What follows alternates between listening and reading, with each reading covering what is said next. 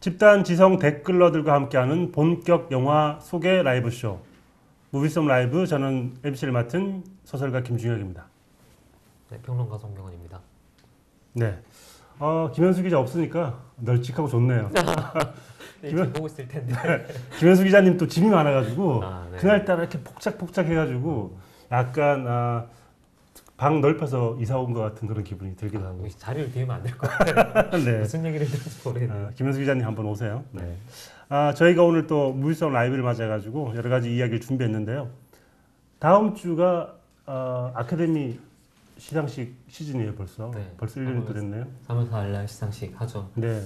언젠가부터 한 2월, 3월, 길게 보면 4월까지가 아카데미 시즌인 것 같아요. 아카데미 영화들이 웬만하면 다 개봉을 하고 관객들도 좀 적극적으로 찾아보는 분위기. 네. 올해 그 라인업들을 보니까 많은 분들이 작년보다, 예년보다 훨씬 수준들이 높다라고 얘기를 하시는 분들이 많더라고요. 국내에서 거의 유일하진 않지만 소수의 사람들만 아카데미 지금 리스트업 된 영화들을 거의 다 본 분들이 몇 명 안 되거든요. 그 중에 한 명이시잖아요. 네. 네. 어쩔 수 없이 네. 일 때문에 이번 주, 지난주 열심히 다 찾아봤습니다. 예년보다 수준이 높다는 거에는 동의를 하시는 편인가요? 네. 작년에는 약간 좀 신인 감독들 의외의 선택 발굴 이런 게 좀 많았다고 하면 사실 그 기존을 좀 유지하고 있는 것 같긴 한데 그럼에도 어쨌든 거장 감독들의 귀함도 있고 좀 시대성, 시의성 있는 작품들이 좀 많이 나오는 것 같아서 아무래도 좀 작년보다는 중량감이 있는 것 같아요. 네. 올해 감독상, 작품상이 아마도 가장 큰 기대를 받는 부문일 텐데 예상을 하시는 작품들이 있나요? 사실 이거 찍는 게 가장 의미 없고 쓸데없는 짓인데 네. 트렌드라는 게 있잖아요. 네. 작년에 약간 의외 선택을 하는 게 좀 아카데미 트렌드 좀 방향이었다고 하면 작년이 문라이트가 작품상이었죠. 그렇죠. 문라이트였고 작년 같은 경우는 신인 감독들에게 좀 이렇게 주목을 많이 해줬던 그렇죠. 올해도 이 시의성 반영된 작품들이 아무래도 좀 이렇게 주목을 받을 것 같아요. 벌써 전초전들이 몇 개 있잖아요. 골든글러브라든지 네. 영국 아카데미라든지 거기서 성적들이 좀 나왔기 때문에 네. 거기서 크게 벗어날 것 같지는 않고 네. 저는 작품상, 감독상 송경원 평론가님이 뽑는 작품들은 무비썸 라이브 끝날 때쯤 다시 공개를 하기로 하고요. 네, 알겠습니다. 네, 뭐 지금까지 얘기 들으신 분은 대충 다 파악을 하실 것 같기도 하지만 혹시 작품상 혹은 봤던 영화들 중에서 이 영화 정말 좋다, 꼭 한번 봤으면 좋겠다라고 한번 추천해 주실 만한 작품이 있을까요? 지금 개봉하고 있는 셰프 오브 워터도 사실 지금 벌써 화제가 되고 있고 개인적으로는 쓰리 빌보드를 네, 한번 꼭 보셨으면 좋겠는. 네. 예전에 2007년 정도에 소위 미국 영화들의 어떤 붐이랄까요? 그런 것도 좀 있었는데 약간 그때 노인을 위한 나라는 없다나 그런 영화들을 보는 것 같은 느낌이 들어요. 네. 저 어릴 때 그 빌보드 차트를 외웠던 사람으로서 굉장히 제목이 쓰리 빌보드. 네. 세계 빌보드 차트를 뜻하는 건가 싶기도 한데 빌보드가 입간판이라는 얘기죠? 그렇죠. 네, 세계 간판 얘기인데 네. 기대가 되기도 합니다. 오늘도 많은 분들이 댓글로 참여해 주시고 계신데요. 네. 변정현님께서 Shape of Water라고 얘기해 주셨고요. 저는 또 개인적으로는 작품상 목록들이 쭉 나왔잖아요. 네. 좀 이해 안 되는 것 중에 하나는 플로리다 프로젝트가 빠진 게 조금 이상하더라고요. 그러게 아까 올렸던 그 댓글 중에서도 플로리다 프로젝트가 곧 개봉을 한다고 반기시는 분들도 계셨거든요. 네, 작품상 후보에 그리고 감독상 후보에도 안 들어가 있어서 좀 약간 의외. 네. 저희가 본격적인 코너에 앞서가지고 퀴즈 이벤트를 저희가 이번에도 준비했는데요. 지난번에 또 저희가 다양한 퀴즈를 많이 내드렸었잖아요. 오늘도 4개의 퀴즈가 나갈 겁니다. 4개의 퀴즈가 나가는데 지난번 무비썸 라이브의 룰과 동일하게 4개를 하나씩 맞춰주시는 게 아니고 라이브가 끝날 때 4개의 퀴즈를 동시에 1, 2, 3, 4번의 답을 동시에 올려주시는 룰로 할 텐데 이것은 컨닝을 방지하고자 하는, 컨닝을 그렇게 많이 할 것 같지 않은데 나름 방지하기 위한 그런 룰이기 때문에 지금부터 1, 2, 3, 4번의 퀴즈를 들으시고 답을 혼자만 알고 계셨다가 라이브 끝날 때쯤 1, 2, 3, 4번의 답을 동시에 올려주시면 되겠습니다. 저희가 오늘은 그 포트는 없고요. 특별히 또 이 이벤트를 위해서 준비한 무비썸 ETV 머그컵, 이 컵을 드릴 예정입니다. 이 컵 안에 뭐 딴 것도 넣어 드릴 수도 있고요. 김현수 기자님의 뭐 피규어라든지. 4개의 퀴즈 지금부터 시작을 하겠습니다. 첫 번째 1번 퀴즈부터 나가겠습니다. 1번 오늘 저희가 무비 골라주에서 다룰 영화 나라타주라는 영화를 할 텐데요. 영화의 제목인 나라타주는 두 단어가 결합된 합성어입니다. 그 두 단어는 무엇일까요? 네. 우리나라하고 뭐가 결합된 걸까요? 나라타주가 뭐에 결합일지. 네. 지금 나라타주의 나라가 우리나라라고 하신 거예요? 네. 이렇게 창의적인 오답도 저희가 환영을 하기 때문에 정답을 모르시더라도 이 나라타주 가지고 다양하게 한번 답을 꾸며 보시면 좋을 것 같습니다. 첫 번째 코너는 저희가 썸몬미라고 준비를 했죠. 썸에서 못 다뤄서 미안해라고 저희가 무비썸에서 다루지 못하는 영화들을 짧게 소개를 해드릴 예정인데요.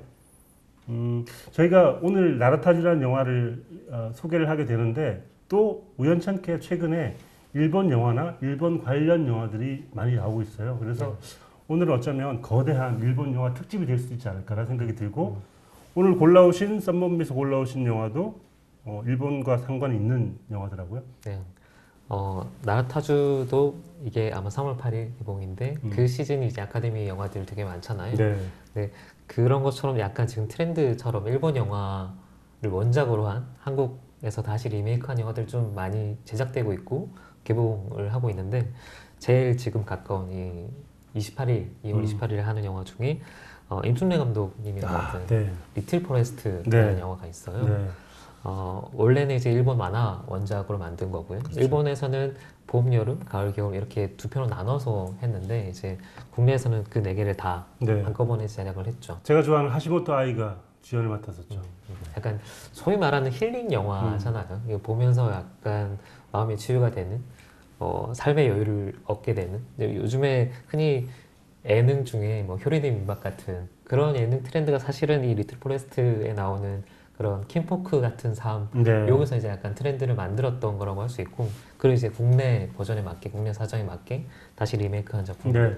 아직 저는 영화를 보지를 못했는데 그 음식이 되게 중요한 영화잖아요. 그래서 한국의 전통 음식도 나오지만 자료를 보다 보니까 좀 새로운 요리들도 많이 나오더라고요. 크림 브릴레나 아카시아 꽃 튀김, 꽃 파스타 이런 식의 음식이 나온다고 해서 저도 음식을 좋아하는 사람으로서 기대가 되고 극장에 저는 음식을 싸들고 오는 걸 반대하는데 이 영화만큼은 음식을 먹으면서 영화를 보면 참 좋겠다라는 생각을 하게 되더라고요. 음식 먹고 싶어지는 영화기도 하고 네. 또 리틀 포레스트 같은 경우가 약간 그런 힐링 쪽에 코드가 좀 맞춰져 있다고 하면 이 한국판 임순례 감독 버전은 드라마가 훨씬 더 강해요. 아, 그래요? 그리고 현지화 시키면서 이제 우리가 공감할 수 있는 지금 세대들이 겪고 있는 어려움들 이런 것들을 좀 많이 녹여냈기 때문에 이런 각색들은 사실 좀 많이 신경 쓴 우리에게 좀 잘 맞춰진 각색이라고도 할 수 있죠. 네, 뭐 일단 배우들이 김태리, 이준열, 또 문소리 씨 이런 정말 연기를 잘하시는 분들이 나오기 때문에 또 임순례 감독과 어떤 케미를 이룰지 기대가 되기도 합니다. 수팡힉님께서 첫 문제부터 어려워라고 하셨는데 저희 무비썸 수준이 이 정도 되고요. 저희가 집단 지성 댓글러들과 함께하기 때문에 수준이 약간 있을 수 있지만 또 검색해 보시면 바로 나오기 때문에 한쪽으로는 저희 무비썸 라이브를 보시고 한쪽으로는 포탈을 띄우셔가지고 검색을 하셔도 될 것 같습니다. 아시아님께서 오늘은 커피포트가 없군요라고 하셨는데 커피포트도 좋지만 저희 컵을 특별히 제작을 했기 때문에 저희가 여기다 뭐 사인 원하시면 사인을 해드릴 수도 있고요. 네, 다양하게 준비를 해보겠습니다. 두 번째 썸머미는 제가 하나 골라봤는데 나미야 자파점의 기적도 곧 개봉을 하더라고요. 네. 소설 원작. 소설 원작을 봤는데 기억이 잘 안 나요. 너무 오래전에 봐가지고 이게 정말 베스트셀러잖아요. 한국에서도 네네. 굉장히 많이 팔렸고 아마 한국에서 팔린 일본 소설 중에 가장 많이 팔린 소설일 거예요. 네. 네, 이 히가시노 게이코라는 소설가가 사실은 추리, 스릴러 그렇죠. 이쪽에 좀 더 특화되어 있는 분이잖아요. 근데 남에서 빠져 기정은 굉장히 좀 뭐랄까 따뜻한 휴먼 드라마? 설정은 일단 히가시노 게이고스러운데 도둑들이 어떤 집에 들어갔다가 뭐 시공을 초월해가면서 편지를 주고받는다는 얘기라서 설정은 그런데 그 안에 들어있는 내용은 굉장히 따뜻해서 아마도 그 많은 분들이 좀 힐링의 3월을 보낼 수 있지 않을까. 이 두 개의 작품을 다룬 작품들이 약간 비슷한 측면이 있는 것 같아요. 네. 남의 자파점은 기적은 확실히 좀 그런 쪽에 방점이 찍혀 있는 영화이기도 하고 작품의 완성도를 좀 별개로 하면 일본 영화 최근의 트렌드를 읽을 수 있는 영화 중에 한 편이기도 하죠. 네. 나나 NNNN 000님께서 아이디가 너무 어려워서 죄송합니다. 작가님 모터사이클 타다 오셨나요?라고 하셨는데 네. 옷이 제가 이런 옷을 패치 붙인 옷을 되게 좋아하는데 제가 좋아하는 옷 중에 하나고요. 패치 중에 하나가 약간 문란을 일으킬 수 있어가지고 피디님께서 여기 저기 테이프를 붙여주셨는데 더 눈에 띄지 않아요? 왜 붙였는지 모르겠어. 오히려 강조하는 것 같기도 하고. 네.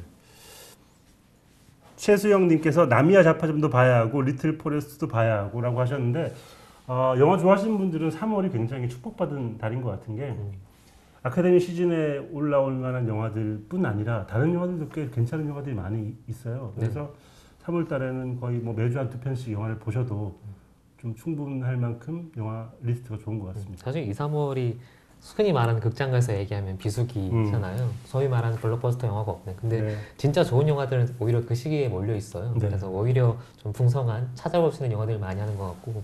여행 좋아하시는 분들도 비수기 골라서 가시는 분들이 있어요. 그러니까 사람들이 많은 거 싫어하니까 비수기 때문에 골라서 가격도 싸고 사람도 많지 않으니까 많은 사람들이 비수기지만 그들만의 성수기거든요. 다양한 영화들을 볼 수 있는 그렇죠. 거죠. 뭐 지금 말씀해 주신 나미야 자파점의 기적도 그렇고 사실 최근에 일본 영화가 그렇게 국내에서 좋은 반응을 얻진 않거든요. 예전에 러브레터 때만 해도 일본 영화 개봉하면 완전 쓰나미처럼 몰아칠 거다라는 되게 걱정이 많았는데 네. 막상 해보니까 지금 약간 다양성 영화 쪽에 좀 초점 맞춰서 영화가 더 많이 소개되고 있는 것 같고 그 와중에 우리가 지금 일본 영화 하면 갖고 있는 좀 이미지들이 있잖아요. 뭐 힐링이라든지 그걸 대표하는 영화들이에요. 리틀 포레스트도 그렇고 나미야 자판도 그렇고 특히 리틀 포레스트 같은 경우는 이번에 각색을 했으니까 이 정서가 우리 버전으로 왔을 때는 어떻게 바뀔까? 그런 걸 비교해 보는 것도 좀 재밌을 것 같고요. 각국의 버전으로 리틀 포레스트가 있으면 참 재밌을 것 같은 게 나라와 나라의 차이를 잘 설명해 주는 게 저는 음식인 것 같거든요. 그 나라에서 나오는 산지에서 나오는 재료를 가지고 어떻게 음식을 만드는지의 문화가 그 나라에 굉장히 많은 것들을 보여주기 때문에 이런 좀 시리즈 같은 게 나라별로 뭐 사실 유럽에도 그런 영화들이 많으니까 한번 찾아보시는 것도 좋을 것 같습니다. 아까 저기 패트릭 리님께서 평론가님 팬텀 스레드 보셨나요?라고 물어보셨는데 네. 보셨죠? 네, 오늘 보고 왔습니다. 따끈따끈하게. 네. 팬텀 브레드 브레드 아니죠? 이제 네. 밤 얘기를 하다 보니까 네. 브레드를 또 팬텀 스레드 어떠셨나요? 사실 폴 토마스 앤더슨 영화를 놓고 뭐 어떻냐고 얘기하는 것 자체가 되게 무의미한 역시 아니나 다를까 이번에도 되게 걸작이고 좋은데 이전에 만들었던 영화들과는 좀 톤이 달라요. 느낌도 다르고 사실 늘 미국의 어떤 정서 혹은 미국의 역사 이런 거에 좀 방점이 찍혀 있는 감독이었는데 이번에 아예 장소도 옮겼고 영화를 좀 접근하는 방식도 좀 다르거든요. 기존의 폴 토마스 앤더슨 잘 아시는 분들이 보셔도 좀 신선하고 좋을 것 같고 그리고 그런 거 다 떠나서 기본적인 만듦새 화면을 어떻게 이렇게 소면 밀도 있게 찍을 수 있느냐 이런 거를 보실 거면 정말 한 번쯤은 볼만한 영화라고 할 수 있죠. 폴 토마스 앤더슨이 밀도 있는 화면으로 치면 전 세계 최고인 것 같고 너무 밀도 있어서 네. 좀 피곤하죠. 평론가로서 피곤하다 이런 말 부담스러워요. 네. 이 정도까지 이렇게까지 만들 필요 있나 싶을 정도로. 그리고 이번에 팬텀 스레드가 아마도 다니엘 데이 루이스의 마지막 작품으로 알려져 있죠. 이 작품 끝나고 이제 은퇴하신다고 하셨는데 하셨죠. 이분도 은퇴를 번복하시지 않을까 싶긴 저는 한데 그럴 것 같아요. 그랬으면 아마도. 좋겠는데 일단 은퇴를 선언하셨으니까 우리가 공식적으로 볼 수 있는 마지막 작품이라고 생각을 하면 또 의미가 또 있는 작품이기도 한 것 같습니다. 그렇죠. 이제 본격적으로 무비 골라주 오늘 3월 8일에 개봉 예정인 일본 영화 나라타주. 나라타주가 두 단어의 합성어잖아요. 네. 얘기하면 안 되는 거죠. 안 되죠. 정답이니까. 절대 하면 안 되죠. 하고 싶지만 나라타주가 어떤 아까 저기 매튜스 패밀리님께서 나라타주가 뭐 나라타주 가라타주 이런 뭐 개그를 하고 평론가님 개가 아니에요. 작가님 개가 아니에요. 그리고 뭐 나라타주 일본 말인가요라고 올려주셨는데 나라타주가 일본 말이 아니라는 힌트는 드릴 수 있을 것 같아요. 네. 나라와 타주가 과연 일본 말일까 생각을 해보게 되고요. 오늘 다룰 영화 나라타주를 본격적으로 얘기를 해보기 전에 오늘은 저희가 거의 일본 영화 특집이기 때문에 제가 또 새로운 댓글 이벤트를 한번 생각을 해봤는데요. 여러분들이 보신 영화들 중에 일본 영화들 중에 가장 좋아하는 일본 영화를 꼽아주시고 왜 좋아하는지 이유를 밝혀주시면 좋을 것 같아요. 제가 아까 러브레터 얘기하셨지만 일본 영화의 멜로물이 굉장히 많고 많은 분들의 뭐랄까 마음을 힐링시켜주는 영화도 많았기 때문에 일본 영화는 그런 쪽으로 좀 많이 알려진 영화들이 많은 것 같아요. 그런 면에서 많은 분들이 좋아하실 것 같은데 내가 제일 좋아하는 일본 영화 그리고 그 이유를 올려주시면 저희가 예매권을 드리겠습니다. 많이 댓글로 참여해 주시고요. 본격적으로 나라타주에 대한 이야기를 시작해 보겠습니다. 우선 나라타주를 설명할 수 있는 가장 첫 번째 키워드는 이 감독인 것 같아요. 네. 유키사다 이사오 감독인데 많은 분들이 아실 만한 세상의 중심에서 사랑을 외치다라는 작품으로 굉장히 유명한 감독이죠. 소위 말하는 일본 특유의 체루성 멜로의 거의 끝판왕인 영화였죠. 나 안 울었어 근데. 왜 안 우셨어요? 나 잘 안 우는 것 같아. 저 신과 함께 보고도 안 울었잖아요. 아, 네. 약간 그런 부분. 우셨잖아요. 예, 저는 이거 네. 세상의 중심에서 사랑을 외치다 보고 펑펑 울었어요. 근데 아마 거기서 호불호가 좀 갈릴 수 있을 것 같아요. 이 신파를 좀 노골적으로 드러낸 영화이기 때문에. 근데 실제로 이 영화는 일본에서 개봉 당시에도 엄청난 반향을 일으켰고 사실 러브레터 이후에 일본 영화가 그렇게 큰 뚜렷한 흥행작이 별로 없었거든요. 네. 또 이 영화가 국내에서도 꽤 좋은 반응을 얻었었고요. 또 어떻게 보면 공교롭게도 이 유키다다 이사 감독이 러브레터 조감독 출신이에요. 네. 약간 이런 쪽의 멜로 계보에 뭔가 확실히 일가견 있는 분이라고 할 수 있는 거죠.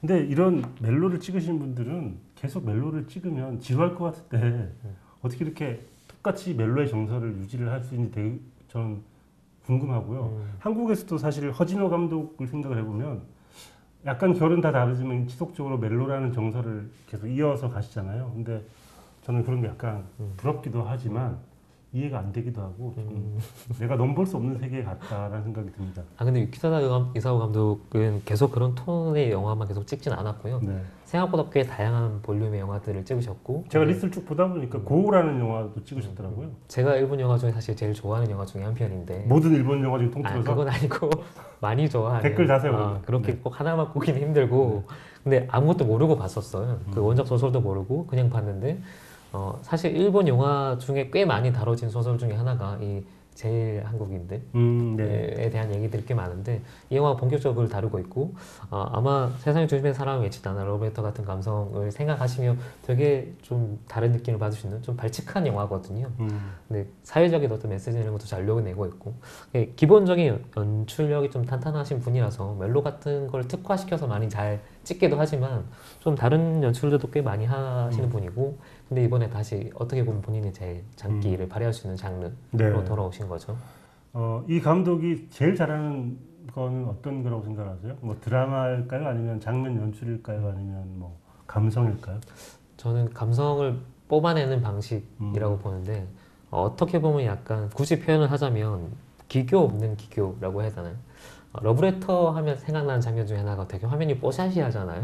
그냥 되게 예쁘게 찍는. 네. 기본적으로 너무 약간 추워가지고 약간 서리가 낀 것 같은 보고 있으면 약간 창문 밖의 풍경을 보고 있는 것 같은 느낌이 들 때가 있죠. 추억을 되게 아름답게 필터링 같은 화면들을 좀 보여주는데 네. 기본적으로 그런 톤을 좀 잘 쓰시는 편이에요. 근데 그 톤을 쭉 일관되게 한 영화가 다 갔을 때는 좀 과할 수도 있는데 그렇게 과하다는 느낌이 들지 않게 2시간 정도 끌고 갈 수 있는 기본적인 좀 연출력 같은 네. 것들이 갖추고 있는 분이시고 어떻게 보면 되게 상징적인 뭐 화면이라든지 아니면 되게 현란한 기법이라든지 이런 걸 전혀 안 쓰거든요. 네. 근데 그런 거 전혀 안 쓰면서 어떤 특정 정서 이렇게 좀 굳이 표현하자면 김태형 감독이 예전에 만추 같은 걸 찍을 때 네. 가장 힘든 것 중에 하나가 그 공기, 날씨, 온도 이런 거 찍어내는 거거든요. 근데 이분이 약간 그런 톤에 가까운 그때 정서나 어떤 영화적인 공기 같은 걸 찍어내는데 좀 탁월한 재능이 있는 분 중에 한 분이라고 저는 생각을 해요. 네. 전 영화 속의 그 온도를 표현하는 게 정말 힘들 것 같은 게 색으로 표현하거나 뭔가 그 연기나 질감 같은 걸로 표현을 해야 되잖아요. 온도계를 우리가 될 수도 없고 추위가 느껴지지 않으니까 그런 면에서 김태형의 만추 같은 작품이나 이런 작품들을 보고 있으면 춥잖아요. 그래서 이런 영화는 정말 따뜻한 극장에서 뭘 씹어 먹으면서 보면 재밌게 볼 수 있어요. 뭔가 먹는 거 같아요. 네. 팬텀 브레드. JJ님께서 두 분도 인생 일본 영화 말해주시나요? 하셨는데 이따가 저희도 한번 네. 말씀을 드릴 수 있을 것 같고요. 아까 JJ님께서 키리시마가 동아리 활동 그만둔 데를 꼽으시면서 네.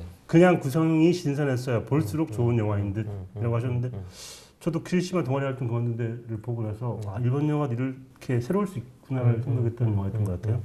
이 요시다 다이아치 감독 같은 경우에 그러니까 일본 영화의 지금 저력이라고 할 수 있는 게 나중에 뒤에 약간 아쉬운 점들을 얘기할 텐데 제일 많이 나온 얘기 중에 하나가 일본 영화 상업 영화의 어떤 획일화, 그러니까 소위 말하는 만화 원작의 영화들이 거의 대부분 차지하고 있는 거에 대한 지적들이 꽤 많거든요. 네. 근데 과거에 비해서는 확실히 작품성 있는 영화들의 수나 영향력이 좀 줄어든 건 사실인데 그럼에도 불구하고 계속 나오곤 있어요. 뭐 대표적으로 지금 키리시마 동아리 활동 그만둔 데 같은 요시다 다이치 감독 같은 경우가 장르를 비트는 데 거의 최고. 지금 사실 일본에서 영화 찍는 분 중에 네. 소위 말하는 SF 장르 아니면 뭐 학원물 하면 딱 공식들 있잖아요. 근데 그걸 갖고 와서 완전 다른 영화를 찍어버려요. 뭐 그런 거를 통해서 뭔가 자기 색깔을 드러낸다는 게 있으니까 네. 그렇게 색깔이 있는 감독들이 일본에 꽤 많거든요. 요시다 다이아치 신작 보셨나요? 네, 맞습니다. 아 어때요? 저 되게 궁금하긴 한데 아직 못 봤거든요. 예, 저는 적극 변화하고 싶어요. 변호하고 싶은. 네, 왜냐면 그 영화도 50년대에 나온 SF 소설을 원작으로 해서 만든 네, 거거든요. 그래서 지금 시대랑 톤이 약간 달라요. 안 맞을 수도 있다는 좀 엇박자 치는 것들이 있는데 그럼에도 불구하고 그 자체가 주는 재미들, 그 네. 엇박자가 주는 재미들이 있어요. 홍상수 감독의 삑사리랑은 또 다른 느낌의 일본 영화 특유의 장르 비틀기들이 좀 보여주고 있어서 저는 사실 그 영화는 앞서 나왔던 키리시마나 종이달에 비해서 좀 평가가 박했는데 네. 저는 좀 긍정하는 쪽. 봐야 되겠네요. 저 팬인데 이번에 이상하게 안 보게 돼가지고 릴리 프랭키도 나오는데 왜 안 봤을까 지금 약간 생각을 하게 되네요. 최수영님께서 조제 호랑이 물고기들, 네. 수팡이님께서 조제 호랑이 물고기 올려주셨고요. 많은 분들이 또 좋아하는. 사실 꼽자면 영화가 한도 끝 없이 계속 나오죠. 네. 오히려 일본 영화 감독님들 같은 경우는 그러니까 일본 자국 내에서의 어떤 영향력보다 해외에서 이제 오히려 발굴돼서 이름 알려서 다시 일본에서 역으로 이제 좀 더 저변을 넓혀가는 분도 꽤 많고요. 네. 다양성이라는 측면에서 보면 사실 한국 영화, 일본 영화 둘 다 영화판에서는 다 위기라는 얘기가 계속 나오는데 그럼에도 불구하고 일본 영화는 확실히 아직 이런 작가군, 좀 탄탄한 작가군들이 있다라고 저는 생각을 해요. 네. 나라타주의 두 번째 포인트라고 할 수 있을 만한 이야기는 바로 이 나라타주가 원작이 있다는 거고요. 일본의 누적 판매 60만 부를 달성한 굉장한 베스트셀러인데 나라타주라는 원작이 있고 이 이야기는 사실은 지금 2018년인데 지금과 좀 안 맞아 보일 만큼 약간 구식처럼 보이기도 합니다. 근데 이렇게 감독이 아주 많이 팔린 베스트셀러를 선택을 하는데 이렇게 옛날 이야기를 혹은 옛날처럼 보이는 이야기를 선택했다는 건 약간 이유가 있을 것 같아요. 네, 이게 사랑, 각국마다 정서가 좀 다르잖아요. 네. 웃음에 대한 포인트도 다르고 사랑이라는 단어도 마찬가지일 것 같은데 일본인들이 느끼는 사랑의 형태, 우리는 좀 이해 안 될 수 있는 그런 모습들을 좀 잘 보여주고 있어요. 이 영화도 그렇고, 그러니까 이 소설도 그렇고, 이 원작 소설이 이제 시마모토 리오라는 굉장히 젊은 작가가 젊은 시를 썼는데. 얘기하시면 안 됩니다. 몇 살에 썼는지는. 그래요? 네. 너 퀴즈구나. 근데 그 나이 때 이런 감성을 이해할 수 있나 싶을 정도로 되게 특이한 포인트들을 잡아내요. 저는 약간 이게 일본 영화 특유의 정서라고 얘기를 하고 싶은데 사실 이거 얘기하려면 너무 좀 긴 얘기라서. 근데 짧게 줄거리를 제가 말씀을 드리면 한 여고생이 이혼을 하고 학교에 부임한 남자 선생님을 좋아하게 되는데 그 남자 선생님은 이 여고생의 마음을 받아주지 않고 이 여고생을 좋아하는 또 다른 남자가 있어서 이 세 명의 남녀가 삼각관계를 이룬다는 이야기인데 정말 500번 좀 들어본 이야기 같아요. 소설가로서의 견해. 네. 그러니까 이 이야기 자체는 너무 새로울 게 없는 이야기인데 이 이야기를 어떤 방식으로 감독만의 색깔로, 감독만의 온도로 이 영화를 만들어낼 것인가가 사실 관건인데 제가 보기에는 약간 옛날 영화 같은 느낌이 있어요. 근데 그런 옛날 영화 같은 느낌을 일부러 감독이 만들었다면, 의도했다면 대체 왜 그랬을까를 한번 물어보고 싶더라고요. 약간 이 영화를 위한 몇 가지 변명을 좀 해주고 싶은 게 있는데 네.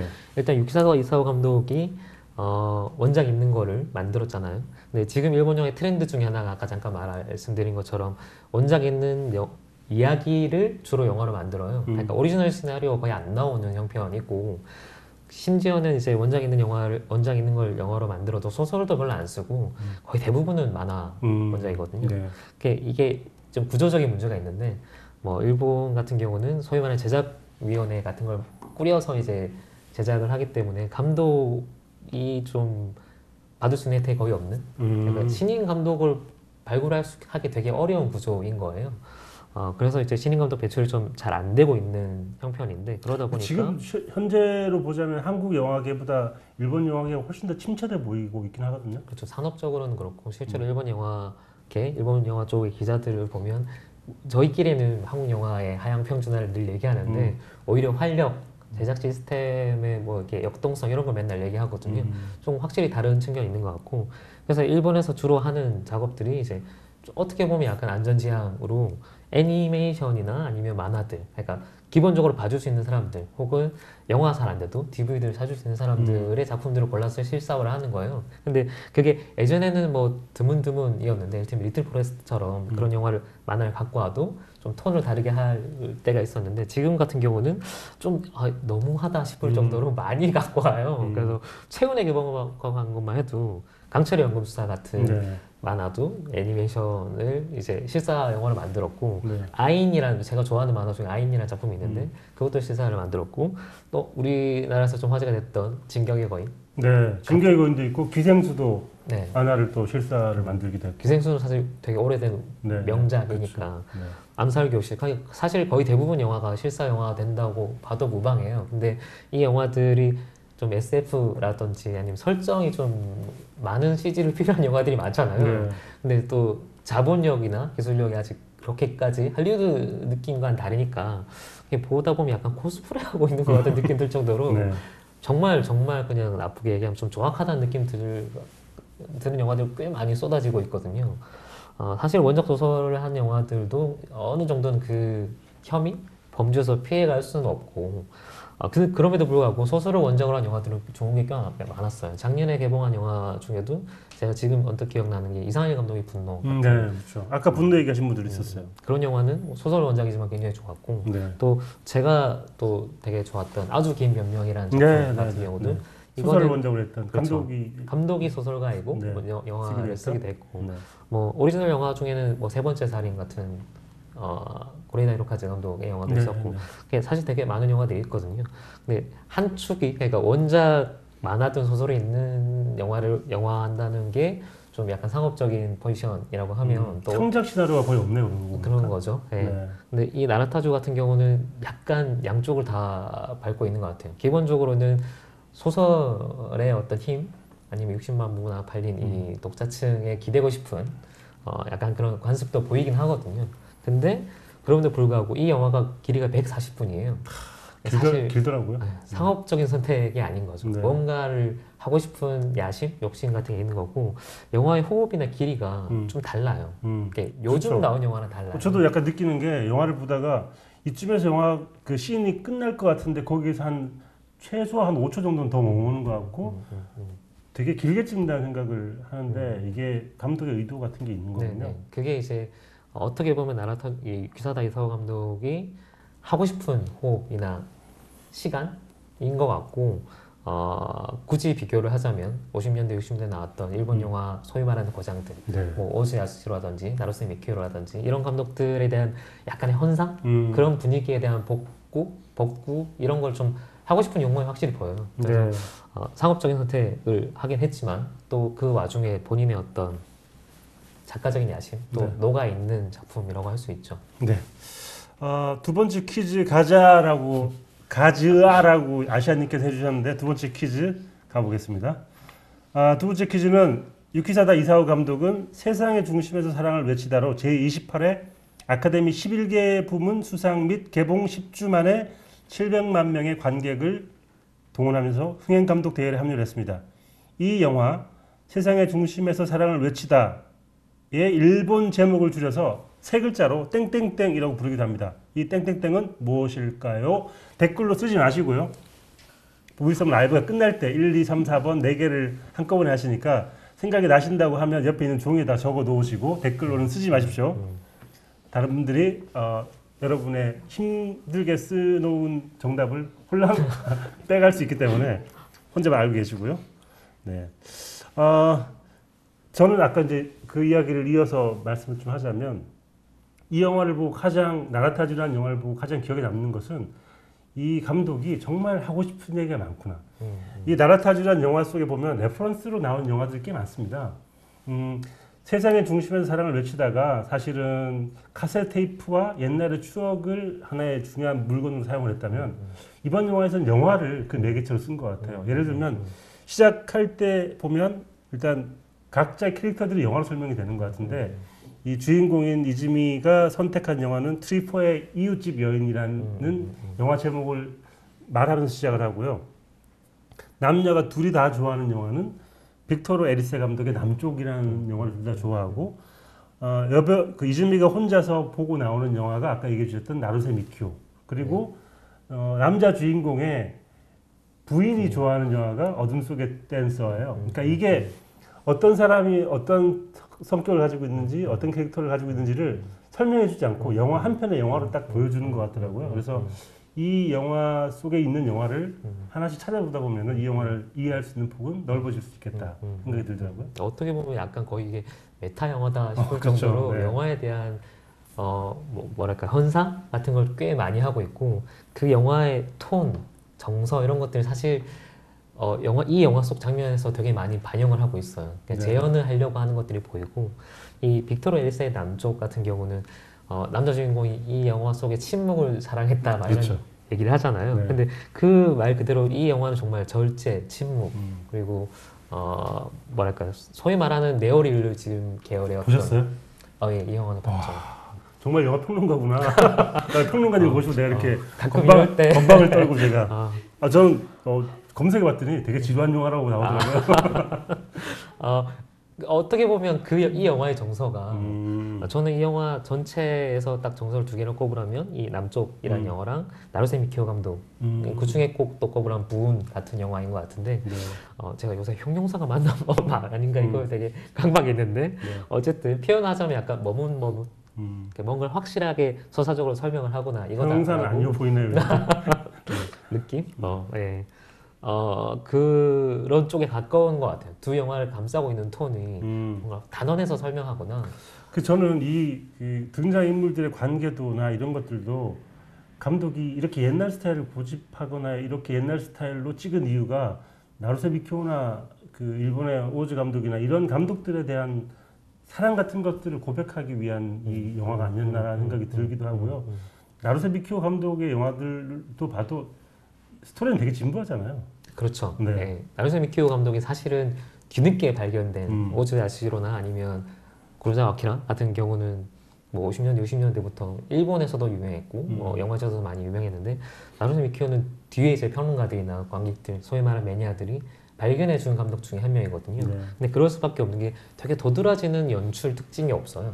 아까 굳이 얘기하면 무기교의 기교, 비기교의 기교에 가까운 감독이라서 말 그대로 정서적인 것들을 전달하려고 하는 거죠. 부운 같은 영화가 대표적으로 이제 그런 거고 이번 영화에서도 그런 느낌들을 좀 많이 얘기를 하려고 보여주려고 하는 것 같아요. 그러다 보니까 약간 장벽이 있거든요. 네. 그러니까 그런 정서적인 맥락을 이해 못할 때 보면 주인공들의 행동이나 아니면 캐릭터가 너무 어떻게 보면 좀 답답한 거예요. 이해도 안 되고. 근데 그런 맥락을 좀 알고 보면 오히려 일본인들 시점에서는 일본인들이 얘기하는 뭐 사랑, 우리가 얘기하는 흔히 얘기하는 한, 정 이런 거 있잖아요. 그게 그 말이 정확히 번역이 안 되기 때문에 외국어로 쓸 때도 한, 정 이렇게 쓰잖아요. 혹은 봉준호 감독이 삑사리도 그냥 그대로 삑사리라고 하는 것처럼 어떤 특정한 정서들이 있어요. 사랑에 대한 약간 어떻게 보면 SM 같은 느낌도 있는데 나루세 미키오 얘기할 때 흔히 나오는 코드 중에 하나가 의리와 정 같은 건가요? 잠깐만요. 아까 일본어로 얘기해서 내가 되게 의리와 인정이에요. 우리말로 하면 인정. 한자로 하면 의리와 인정인데 그걸 의리와 인정이라고 하지 않고 그냥 그대로 쓸 때도 기리 민조 일본 말로 그대로 하거든요. 기리가 의리고 민조가 인정이죠. 인정이죠. 근데 우리가 알고 있는 인정이 인정. 그 이응지읒 그 인정인가요? 그렇죠. 똑같아요. 다 인정할 때. 한자어는 똑같아요, 우리랑. 근데 여기서 얘기하는 기리와 닌조는 완전 느낌이 다르거든요. 깔고 있는 맥락도 다르고 어떻게 보면 왜 저렇게 바보같이 매달리지? 왜 헌신하지? 몸을 던지지? 싶을 정도의 어떤 행동들을 보여주는데 그 행동들에 깔려있는 정서적인 이유, 바탕인 거예요. 그래서 약간 맥락을 알고 봐야 되는 얘기들이 있어서 이 영화를 그냥 처음에 보셨을 때는 이 카피가 열정 같은 사랑이잖아요. 네. 근데 그렇게 와닿지는 않으실 거예요. 근데 그렇게 와닿지는 보고 있으면 그렇게 생각을 하죠. 열정 같은 소리 하고 있네. 열정이 아니라 다른 것 같은데라고 생각을 하는데 이 영화는 정말 우리가 흔히 아는 새로운 혹은 누구나 한번 겪었을 열정적인 사랑 이야기라기보다는 일본 영화의 전통 속에 있는 고유한 사랑에 대한 이야기를 감독이 하고 싶었던 스타일로 만들어낸 작품이라고 볼 수 있겠네요. 네. 그래서 꼭 이 영화 보시고 나면 잘 이해가 안 되신다라고 하면 나루세미 키오 감독의 부운이라는 영화를 꼭 한번 보셨으면 좋겠어요. 네. 지지지즈 남은일본님께서 제가 잠깐 짧은 순간에 봤는데 답을 올리셨다가 메시지를 취소하셨어요. 이런 분들이 제가 있을 줄 알았습니다. 첫 번째 문제부터 이렇게 자꾸 실수를 하시는데 이렇게 되면 누군가 당신의 정답을 훔쳐갈 수 있어요. 잘 간수를 잘 해주시고요. 네. JJJJ님께서 배우들 연기는 어떤가로 하셨는데 좀 이따 제가 배우들 얘기를 따로 또 할 거고요. 아무래도 이번 영화가 보통 우리가 요즘 얘기하는 그 사랑 이야기를 담고 있기에는 약간 옛날스럽기 때문에 어떤 분들은 이 영화를 보시고 이게 뭐야라고 생각하실 수 있기 때문에 저희가 친절하게 이렇게 계속 장벽을 설명해드리고 더 재밌게 볼 수 있는 방법, 더 넓게 볼 수 있는 방법을 말씀드리고 싶어서 얘기를 하게 됐습니다. 말씀 들으니까 저도 뭐 기린 인조 이런 얘기 듣고 나루세 비키오 감독 얘기를 들으니까 또 오히려 한번 나루세 비키오 감독 영화를 보고 이 영화를 다시 보면 새롭게 보일 것 같기도 합니다. 약간 또 참고해서 하나 더 말씀드리면 여기서 인조 할 때 그 인정은 어떻게 보면 어머니의 사랑 같은 느낌이에요. 무조건적인 사랑, 헌신. 근데 그게 우리말로 표현해서 좀 비슷한 걸 찾다 보니까 모정에 가까운 어머니의 사랑처럼 보이는데 어쨌든 다 퍼주는 사랑이거든요. 무조건적인 희생을 해주고 그게 두 사람의 관계에 있어서 어떤 되게 중요한 축 중에 하나인 것 같고 한쪽은 굉장히 유유부단한 남자, 한쪽은 뭔가 다 헌신하고 싶어하는 혹은 약간 자기 파괴적인 욕망을 갖고 있는 여자. 이 구도가 사실 일본 영화 내내 나오는 구도 중에 하나예요. 네. 특히 아까 부운 같은 영화가 정확히 이런 구도인 거고 그렇죠. 거기에 어떤 시대적 맥락을 녹이냐의 문제인 건데 이 영화는 아마 그거에 대한 헌사 혹은 복원을 다시 하고 싶어하는 욕망이 확실히 있는 것 같아요. 그렇다면 길이도 사실은 의리라는 것도 어떤 사람에게 뭐 아무런 계산 없이 충성을 바치는 게 사실 의리 같은 거잖아요. 의리와 인정이라는 단어가 같은 축에 놓여 있는 단어로 볼 수도 있겠네요. 그렇죠. 굳이 얘기를 하자면 남자 쪽의 단어가 의리인 의리 거고 하고 싶지 않았는데 할 수밖에 없었어. 네. 여자 쪽의 단어가 이제 인정인 건데 약간 둘 다 자기 희생적인 면모를 품고 있는 거라고 네. 자기 파괴적인 면모도 있고 아시아님께서 빗속 촬영씬 엄청 많던데요라고 하셨는데 정말 이 영화 정말 비바다입니다. 정말 비가 내려서 바다를 이루고 네. 생각을 해보니까 세상의 중심에서 사랑을 넣으시다의 첫 장면을 많은 분들이 떠올리실 텐데 폭풍이 오는 이야기예요. 비가 엄청나게 내리고 폭풍이 몰아치는 이야기인데 감독이 비를 굉장히 좋아하는 것 같아요. 네, 그런 것도 있고 일본적인 거가 뭐냐고 생각해보면 저는 비인 것 같아요. 이게 되게 우리 입에서 훨씬 더 고온다습한 기후고 어떻게 보면 영국처럼 비도 굉장히 많이 오는 곳이거든요. 그 습기 찬 어떤 느낌, 골목의 느낌 그 느낌들을 가장 잘 구현할 수 있는 날씨가 비인 것 같고 또 비가 약간 짝사랑 혹은 뭐 이루어질 수 없는 어떤 장벽 같은 느낌도 있잖아요. 네. 아까 방금 말씀드린 자기 파괴적인 느낌도 약간 있고 해방감, 일탄감 이런 것들을 전달하기 딱 좋은 날씨 구성이기 때문에 이 두 남녀 주인공 여기 나오는 이제 하야만 선생과 이즈미 쿠도라는 여학생이 처음 이제 인연을 맺게 되는 순간부터가 이제 그렇죠. 비 내리는 날이기 때문에 그게 영화 전체의 정서로 쭉 깔고 가는 거죠. 네. 약간 뭐 이야기 잘 안 풀린다 싶으면 비를 내리게 하더라고요. 감독님은 비를 사랑하시는 걸로. 세 번째 퀴즈 나갑니다. 깜짝 놀라셨죠? 네. 세 번째 퀴즈. 소설 나라타주는 시마모토 리오 작가가 과연 몇 살 때 쓴 작품일까요? 네. 이것은 검색해보면 바로 나오겠지만 네, 알려드리지는 않고 아까 너무 젊은 나이라고 하셔가지고 많은 분들이 10대를 생각하시겠지만 네, 10대는 아닌 걸로. 네. 세 번째 영화 나라타주의 포인트는 캐스팅 얘기를 안 할 수 없을 것 같습니다. 네, 네. 제가 사실은 여자 배우 그리고 일본 배우들을 잘 모르는 측면이 있는데 검색을 해보니까 여기 나오는 배우들이 전부 다 어마어마한 배우더라고요. 특히 이즈미 쿠도 역을 맡은 아리무라 카스미는 지금 일본에서 가장 핫한 배우 중에 한 명이더라고요. 지금 연기력도 인정받았고 네. 스타성도 있는 배우 중에 한 명이고 그 불량소녀 너를 응원해라 이거는 국내에서 개봉했거든요. 네. 이 영화를 통해서 일본 아카데미에서 이제 신인 영상도 받기도 했고 연기력으로도 굉장히 주목받고 있는 배우 중에 한 명이죠. 네. 그리고 마츠모토 준이 그 하야마 선생님을 역할을 하고 있는데 마츠모토 준이 되게 오랜만에 컴백을 한 거였죠? 네, 뭐 팬들이 워낙 많으니까 굳이 설명 안 해도 될 네. 것 같은 알아시는 법이기도 하고 네, 저는 황색 눈물이라는 이누도신 감독 영화가 있는데 거기 나오거든요. 네. 거기에서 되게 정말 연기 잘한다. 특히 일본 소위 말하는 아이돌 그룹이잖아요. 이 네. 아이돌 그룹이 연기도 경험하는 거에 어떻게 보면 약간 원조 같은 배우이기도 하고. 저 약간 욕먹을 일인지 모르겠지만 마츠모토 준 보는데 배용준 씨를 약간 닮은 것 같은 느낌이 좀 자꾸 드는 게 네. 정말 착각인가요? 여기저기서 욕먹는 소리가 양쪽에서 양쪽에서 먹는 건가? 저 안경 쓰고 안경 속에 선한 눈빛 같은 것들이 약간 그윽한 미소로 나오는 게 연상한 느낌이 나서 역시 일본 사람들은 이런 스타일의 사람을 좋아하는구나라고 혼자 생각을 했지만 지금 대세는 사실 박보검 씨죠. 뜬금없이. 네. 굉장히 잘생기긴 했어요. 여기서 그냥 끊어야겠어요. 저는 이 발음과 관계없는 걸로. 네. 어쨌든 마츠모토 준이 되게 약간 일본 미소년이라고 하면 약간 유약하고 이렇게 내성적이고 뭔가 그러니까 이 주도적으로만 끌고 가는 멜로드라마의 주인공이 아니라 뭔가 자기 안으로 삭히고 하는 그런 주인공의 딱 전형을 보여주는 것 같고 원래 가지고 있는 이미지도 상당히 그런 부분이 있고 그걸 굉장히 잘 활용하고 있는 거죠. 어떻게 보면 이 영화의 상업적인 측면은 이 배우들의 캐스팅 어떻게 보면 적절한 캐스팅이기도 한데 또 한편으로는 되게 그냥 배우들 이름만으로도 화려한 캐스팅이기도 하거든요. 이 배우들 캐스팅과 원작의 이 두 가지를 가지고 이제 대중의 어떤 마음을 좀 사로잡고 싶은 그런 욕망들이 있는 거죠. 네. 지금 저 채팅창에는 다들 검색 중이어서 아무도 댓글 안 달고 있습니다. 과연 이 작가가 시마모토 리오 작가가 몇 살 때 이걸 썼는지 검색해 보기 위해서 다들 검색 그만하시고 채팅창으로 돌아오세요. 약간 어려운 질문이었나요, 그거? 네.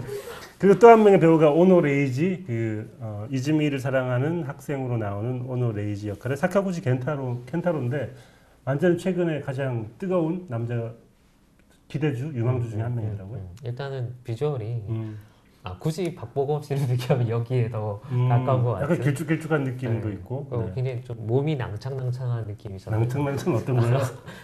군살이 없어요. 근데 이게 낭창낭창 우리 동네에서는 약간 힘없는 이런 애들 그런 느낌이죠. 그런 느낌이에요? 근육이 최소한으로 붙어 있고 모델 같은 느낌인 거예요.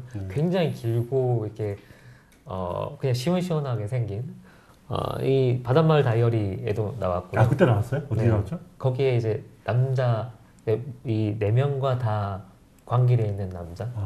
이게 좀 훈남 청년으로 네. 나와요. 네. 거기 나왔던 거기서도 나왔고 저는 이제 이 배우를 주목하게 된 게 중세를 찍자라는 일본 드라마. 일본 드라마가 있는데 거기에 나와요. 이 오다기조에게 수업을 받는 편입자 중에 한 명으로 나오는데 거기서도 굉장히 그냥 비주얼로 일단 인상이 드라마를 다 봤는데 기억을 못해요. 사람 얼굴 진짜 기억 못하는 것 같아요. 송 기자님도 평소에 제가 못 알아봐도 이해해 주세요. 못 알아볼 수도 있어요. 못 알아보겠다는 경고를 지금 하시는 것 같은. 아까 저희가 사실은 네 번째 퀴즈가 있었는데 네 번째 퀴즈의 답을 송경포 님께서 얘기를 해버리셔가지고 하지만 저희가 또 질문 속에 답이 있고 답 속에 질문이 있는 거기 때문에 네 번째 퀴즈로 넘어가 볼 텐데 이미 얘기를 하셨기 때문에 라이브를 돌려볼 수는 없기 때문에 괜찮은 것 모르실 같습니다. 거예요. 그리고 네 번째 문제입니다. 영화 나라타주에서 이즈미를 연기한 아리무라 카스미는 제39회 일본 아카데미에서 신인 배우상을 수상했는데요. 어떤 영화로 수상을 했을까요?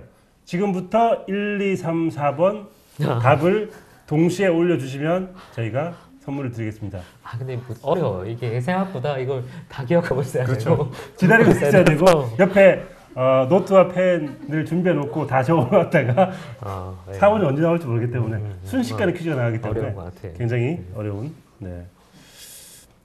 이룬장님께서 책으로 나온 때를 지필시기로 봐야 되는 건가요?라고. 그러면 혹시 이 작가가 사실 그럴 수 있다. 갑자기 난제가 20살 책이 나왔지만 쓴 거는 16살 때일 수도 있잖아요. 정답을 확실히 알고 지금 질문 내셔야죠. 그러면 이건 일본에 지금 확인을 해봐야 되겠는데. 시마모토 리오가 이걸 대체 언제 썼지? 네. 일단 공식적인 네. 보도 자료에 있는 기준으로 하시죠. 네, 책이 나온 기준으로 하겠습니다. 되게 갑자기 난처해지네요. 이거 굉장히 좋은 질문이었기 때문에 이분에게도 제가 뭔가 하나 드려야 될 것 같습니다. 다음은 저희가 야심차게 늘 준비하지만 힘없이 끝나고 마는 이기대 시간입니다. 이상하게 기억나는 대사 이기대인데요. 오랜만에 또 저희가 영화에서 이기대를 한번 꼽아봤는데 혹시 이제 같이 뽑아 오셨죠? 근데 저는 이게 의미 없는, 그러니까 이상하게 기억나는 그 핵심이 의미 없는 이잖아요. 네. 근데 다 약간 의미심장한 대사들이라 이 영화가 뭐 그럴 수 있기 때문에. 네. 제일 중요한 장면 중에 하나이기도 한데 나는 이즈미 쿠도라는 여학생이 하야만 선생에 대해서 얘기를 하면서 이미 답이 올라왔으니까 이제 얘기를 하면 네. 이 영화가 전체적인 구도가 나레이션 몽타주잖아요. 네. 나레이션 몽타주가 어떻게 보면 플래시백에 가까운 거죠. 이 이즈미 쿠도라는 여학생이 화제가 돼서 자신의 어떤 기억들 더듬어가면서 그때 당시의 상황이 어땠는지를 다시 이제 조각해 주는 건데 그 얘기하면서 주로 이제 본인이 다른 사람을 어떻게 봤는지에 대한 독백들을 많이 해요. 근데 그 얘기 중에 난 항상 그의 마음을 알 수 없었다 라고 하면서 나온 독백이 있는데 그 대사 제일 마지막에 내가 할 수 있는 건 아무것도 없었다라는 말을 하거든요. 근데 이게 이 영화 전반의 정서인 것 같아요. 내가 할 수 있는 것은 아무것도 없었다. 왜 짝사랑의 심정이 그거잖아요. 다 해주고 싶은데 아무것도 못할 때의 절망감. 그 절망감은 사실 세 인물이 짝사랑이든 마지막 사랑이든 끝사랑이든 상관없이 다 공유하고 있는 정서거든요. 그러고 보니까 세 인물이 다 서로 사랑하긴 하지만 서로에게 해주는 건 사실 별로 없네요. 해주고 싶은데 할 수 없는 상황인 거죠. 하려고 하면 할 수 있지 않았을까? 어디까지 해도 되는지 잘 모르겠지만 마음의 문제인 게 아니었을까? 어떻게 보면 이 영화는 되게 설명 많이 안 하는 영화인데 그렇죠. 계속 보여주고 느린 호흡으로 따라가고 하는 영화인데 그 와중에 중간중간에 이제 나레이션을 할 때는 정확하게 찍어주기도 하거든요. 이게 네. 상업영화의 미덕이기도 하니까 그 대사 중에 하나인 것 같아요. 저는 그래서 그 대사가 딱 들리는 순간 영화가 되게 평이하게 이해가 되더라고요. 이런 느낌의 얘기를 하고 싶었던 거구나. 네. 그래서 내레이션과 몽타주를 합해서 나라타주라고 이제 이름이 나는데 이게 사실 용어가 되게 전 처음 들어본 용어였고요. 굉장히 영화적인 용어잖아요. 스파님께서 나레이션 몽타주 되게 영화적인 제목이네요라고 하셨는데 저도 듣는 순간 이게 말이 무슨 말인지 잘 모르겠다라는 생각을 하고 왜 이렇게 합해서 제목을 달았을까 싶었는데 말씀하신 그 얘기를 보니까 어떤 그 나레이션 속에 보이는 장면들 그런 것들을 한꺼번에 설명하기 위해서 근데 이게 소설의 제목이란 말이에요. 소설을 그렇죠. 한번 봐야겠다라는 생각도 드네요. 그리고 또 왜 나라타주라고 했을까? 몽타레이션 이렇게 했어도 되는데 그 생각 한번 정말 작가의 괜히 상상력은 해보게 되고요. 한 번도 생각해본 적 없는 지점을 몽타레이션. 네. 제가 꼽은 이 기대는 역시 아무런 의미가 없는 왜 이런 대사를 꼽았지? 라고 할 수 있을 만한 대사입니다. 이즈미가 어떤 자세하게 설명할 수 없지만 잘못을 하게 되고요.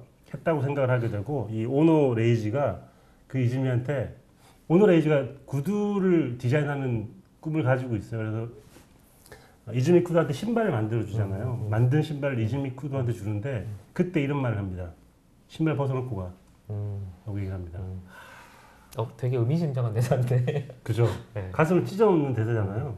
근데 이게 구두라는 거의 의미가 뭘까라는 생각을 많이 해보게 되고요. 신카이 마코토 감독의 언어의 정원 보면 거기도 구두 디자이너 학생이 나와가지고 막 구두를 만들어 주려고 하잖아요.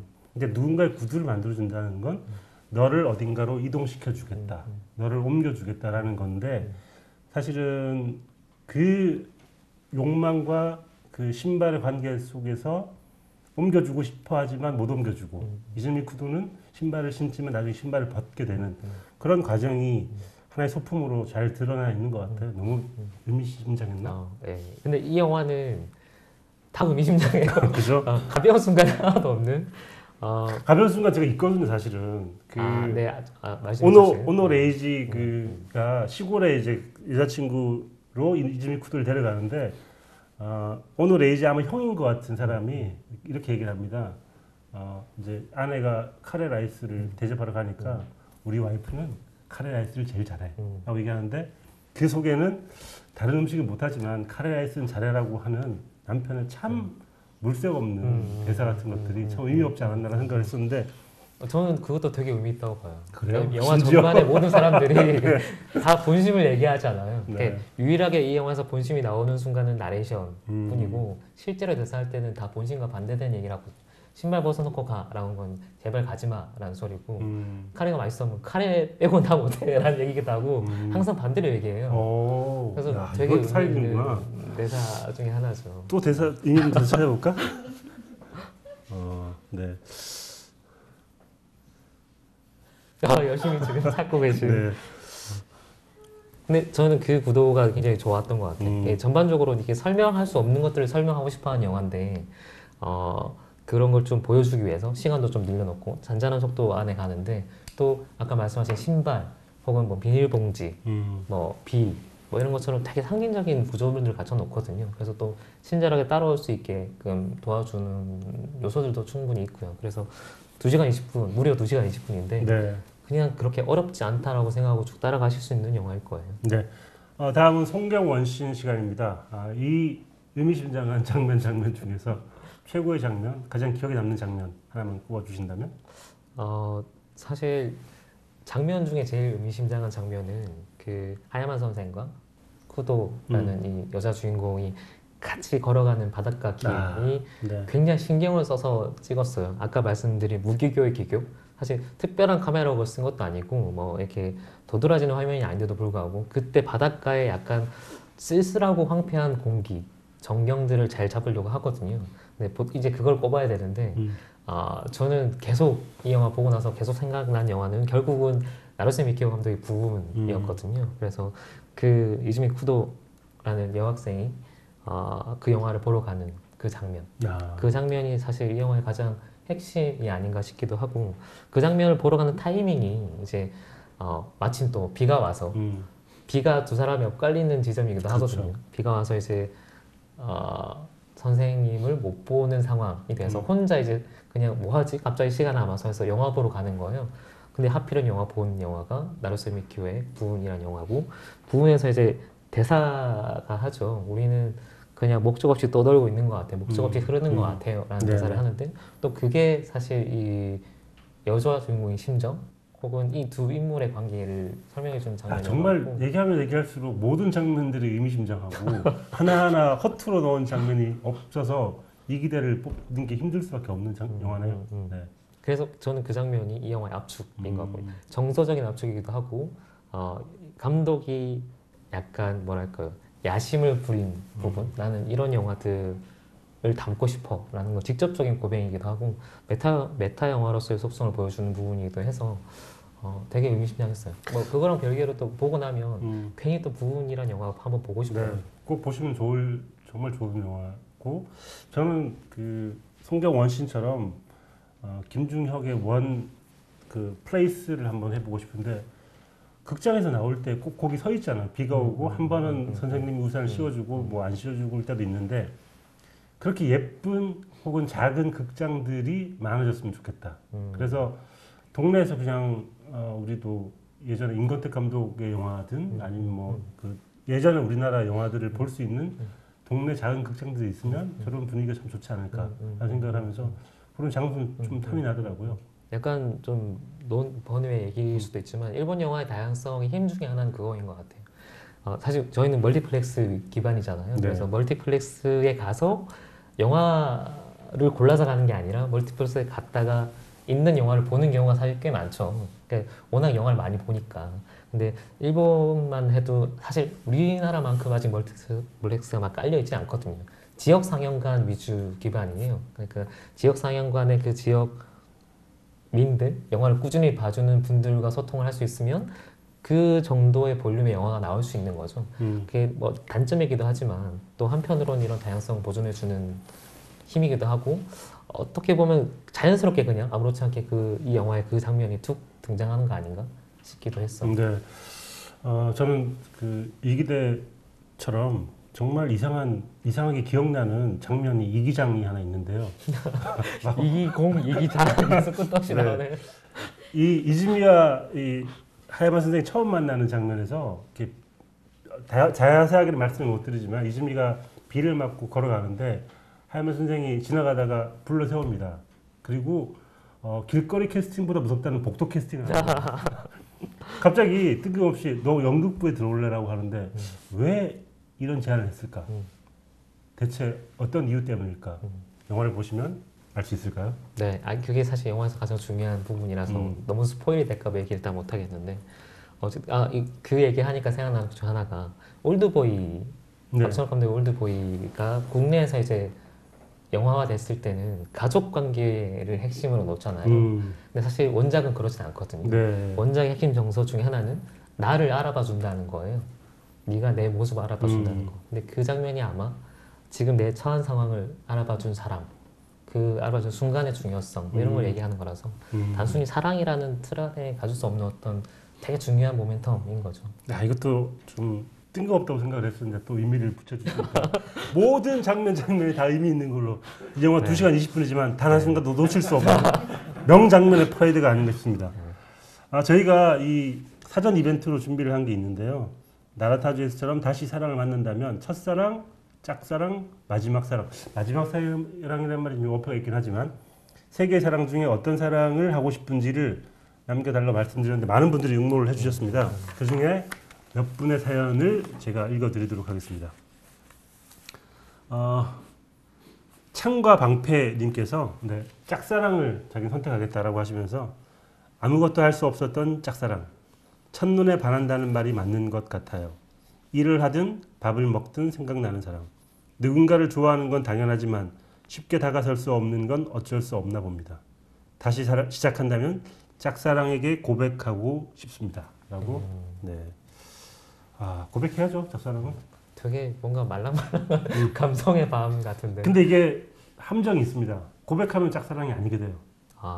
고백을 안 해야지 짝사랑은 끝나는 건데 고백을 하는 순간 첫사랑이 될 수도 있기 때문에 참 짝사랑은 힘든 거구나. 고백을 하지 않는 담력도 있어야 되고 그런 생각을 인내심도 있어야 되고. 그럼 인내심이 있어야 되죠. 네. 하나 소개해 주시죠. 네, 저는 마지막 사랑을 꼽아주신 분을 읽고 싶은데 강선호님이 마지막 사랑을 꼽으면서 이유가 내 삶은 언제 끝날지 모르겠으나 내 사랑은 그녀에게서 끝났다고 느끼고 있다. 제가 읽으면서도 약간 근데 되게 좋죠. 소름이 막 돋죠. 좋아서. 이런 감성이 막 차오를 때 그런 순간이 아마 사랑을 느끼는 순간 아닌가. 근데 그런 마음이 있을 수 있죠.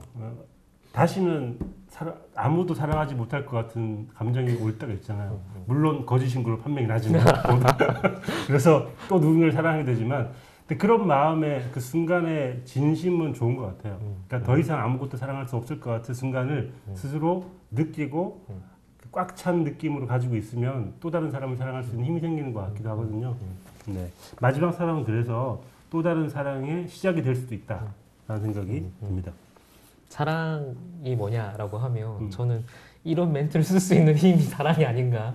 맨정신에 쓰기 힘든 멘트인데. 무비썸에 대한 사랑. 네. 네. 백동훈님께서 짝사랑을 선택해 주시면서 어릴 때 좋아했던 남자애가 멀리 이사 간다고 저에게 꼭 다시 돌아오겠다고 하고는 안 돌아왔대요. 이 나쁜 놈. 안타깝네요. 근데 왜 나쁘냐 하면 안 돌아온 게 문제가 아니고 왜 돌아오겠다고 얘기를 하지? 그러니까 이게 이런 그 신카이 마코토 영화 그 애니메이션 중에 네. 이사 가가지고 멀어졌는데 걔를 보기 위해서 오는 장면 있잖아요. 보면서도 야 정말 먼 것을 저것은 정말 사랑의 힘이다라고 생각을 했었는데 바로 그런 장면인 것 같고요. 그리고 짝사랑을 다시 시작하게 되면 그때는 꼭 말하고 싶어요. 꼭 다시 돌아와 줘라고요. 네. 돌아오기 바랍니다. 정말 돌아왔으면 좋겠다. 네. 하나 소개해 주시죠. 네. 저는 또 그럼 첫사랑 보빈님이 적어주신 건데 첫사랑의 그 사람을 사랑한 게 아니라 처음 느껴보는 사랑이라는 감정을 사랑했었다는 걸 알게 되더군요. 하고 싶은 말은 지나가줘서 고마워. 정말 좋네요 이거는. 그러니까 우리가 사랑이라는 걸 종착점으로 생각을 하면 되게 슬픈데 여러 사람들이 지나가면서 만나고 사랑하고 그게 자연스러운 과정이라고 생각을 하면 첫사랑도 굉장히 소중하고 중간 사랑, 뭐 마지막 사랑 다 소중할 수밖에 없죠. 그래서 지나가줘서 고마워라는 건 굉장한 나에게 영향을 줘서 나를 지나치면서 나에게 많은 것을 줘서 고맙다는 얘기이기 때문에 굉장한 의미가 아닌가 싶습니다. 이 멘트는 사실 이 영화랑도 굉장히 어울리네요. 어울려서 네. 최고의 멘트인 것 같습니다. 수팡이님께서 갑자기 라디오 방송 된 것 같아요라고 하셨는데 저희는 비디오로 나오고 있습니다. 레단 for you님께서 첫사랑을 선택하시면서 언제나 마음 한켠 설레임과 아쉬움을 떠올리게 하니까 다시 만난다면 서로 좀 더 잘할 수 있지 않을까라고 하셨는데 다시 만나도 똑같을 거예요. 똑같은 게 매력인 것 같고 달라지면 사실은 그게 첫사랑의 의미가 없죠. 다음 멘트 끝이 낭만이고 뭐고 다 현실로 돌아와서 첫사랑은 서툴기 때문에 네. 그렇기 때문에 의미 있고 생각이 나는 거지. 다시 돌아가서 더 능숙하게 그 사람과 뭐 만나고 사랑을 하면 첫사랑이 아닐 수 있어요. 그렇죠. 네. 그래서 첫사랑은 당연히 서툴 수밖에 없다라는 말씀을 드리고 싶어요. 네. 다 읽으셨나요? 네. 네. 저희가 이렇게 또 첫사랑, 마지막 사랑, 짝사랑 중에 3개 중에 꼽아달라고 하셨는데 가장 많이 선택한 게 뭘 것 같으세요? 첫사랑, 짝사랑, 마지막 사랑. 마지막 사랑? 근데 낭만이 없어 사람. 57%가 첫사랑을 꼽아주셨고요. 네. 그리고 짝사랑, 마지막 사랑 순서라고 하니까. 마지막 사랑이 제일 마지막이에요? 그럼 여기서 물어보겠습니다. 올해 아카데미 누가 탈까요? 작품상, 네. 감독상. 틀린다고 봐야 되겠죠? 올해 아카데미의 가장 큰 경향은 어쨌든 한마디로 요약하면 트럼프 시대 영화들. 네. 트럼프 가려야지. 대통령의 시대를 지나고 있는 거에 대한 반작용들이 영화의 다양한 형태로 표현되어 있고 어떤 영화는 되게 판타지적으로 접근하고 어떤 영화는 되게 사회 드라마적으로 접근하기도 하고 저는 좀 나눠서 줄 것 같아요. 그런 의미에서 한 영화 다 맞진 않을 것 같고 감독상은 사실 기레르모 델 토로가 너무 유력하거든요. 네. 그래서 아마 세이브 워터를 그 감독상을 기레르모 델 토로 줄 것 같고 그렇게 되면 작품상은 또 같은 영화가 아니라 좀 다른 영화로 여러 가지를 좀 주목하라는 의미에서 쓰리 빌보드가 받지 않을까. 쓰리 빌보드가 작품이 좋나요? 네, 쓰리 빌보드가 아까 잠깐 처음 시작할 때 얘기해드린 것처럼 2007년도에 되게 이상한 영화들이 많이 나왔어요. 그때 그런 미국 영화들이 많이 나온 이유는 사실 9.11 테러 이후에 뭔가 이렇게 그런 충격들을 소화해서 영화적으로 뽑아내는 데 필요한 시간이었거든요. 그래서 그때 나왔던 노인을 위한 나라는 없다라든지 데어비 블러드 같은 게 단순히 할리우드 영화가 아니고 미국 영화라는 어떤 정서들을 보여주는 영화였는데 쓰리 빌보드 약간 닮아 있어요. 그런 감성들과. 근데 그것보다는 훨씬 더 좀 밝고 좀 상업적이고 좀 친절하고 어떻게 보면 좀 쉽게 가는 경향도 있는데 그럼에도 불구하고 이 영화는 되게 연기력에 대해서는 더 논할 것도 없고 여러 가지 기시감이 드는 멘트들, 장면들을 많이 넣고 있기 때문에 그냥 영화가 현실의 반영이라는 측면에서는 이 영화 주목하지 않을 수는 없을 것 같아요. 네. 저희가 퀴즈 4개 퀴즈를 드렸고 많은 분들이 정답을 올려주셨는데요. 답을 공개를 해야 되겠죠? 많은 분들이 이미 아시겠지만 1번 정답은 나가타주, 내레이션과 몽타주의 합성어고요. 일본어기 때문에 네가 아니고 나가 되겠죠. 네. 나가타주. 2번 정답은 세카츄. 네. 피카츄가 아니고 세카츄죠. 저는 이 줄임말 이번에 알았어요. 아세요? 볼 때는 그냥 3번 가장 논란이 많았던 3번 답은 제가 확인한 다음에 소설가가 만약에 17세 때 이 작품을 썼다고 하면 복수의 정답을 허용하는 걸로 할 여기에는 거고요. 되게 엄격한. 네. 그리고 아까 만 21세라고 하신 분도 있는데 정답 처리로 해드리겠습니다. 네. 정답은 20세고요. 4번 정답은 송평론가님께서 이미 얘기를 기밀을 했죠. 누설해 보셨기 때문에 불량소녀 너를 응원해라는 작품으로 상을 수상을 했습니다. 이렇게 4개 정답 올려주신 분들 당첨자는 내일 저희 라이브 영상을 업로드할 때 같이 공개를 해드릴 예정입니다. 저희가 이제 나르타주 마무리할 시간이 됐는데요.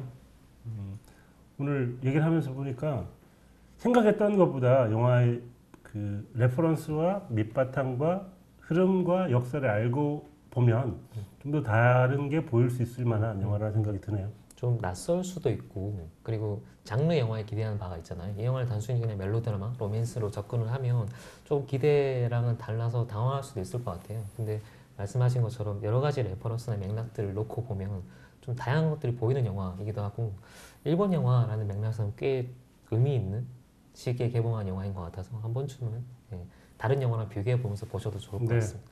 그리고 감독상 후보로 거론을 하셨던 쉐이프 오브 워터는 저희가 또 업로드가 예정돼 있기 때문에 곧 올라갈 무비성 송경호 평론가님과 김현수 기자의 날카로운 분석으로 파헤치는 델토로 감독의 쉐이프 오브 워터도 많이 기대를 해주시고요. 저희 오늘 라이브는 여기까지고 나르타주 많은 분들이 재미있게 보셨으면 좋겠고 영화를 보시고 난 다음에 또 다른 영화로 이어지는 영화의 향연이 이어지기를 기대를 해보겠습니다. 오늘 뭐 오랜만에 또 하니까 재밌기도 하고 네. 즐거웠습니다. 저는 작가님 뵐 때마다 그 끊임없는 말장난 네. 너무 반가워요. 오랜만에 보니까. 네, 오늘 약간 약했던 것 같기도 하지만 네, 저희 집단 지성 댓글러들과 함께하는 본격 영화 소개 라이브 쇼 무비썸 라이브 오늘은 여기까지고요. 다음에 또 뵙겠습니다. 감사합니다. 구독해 주세요.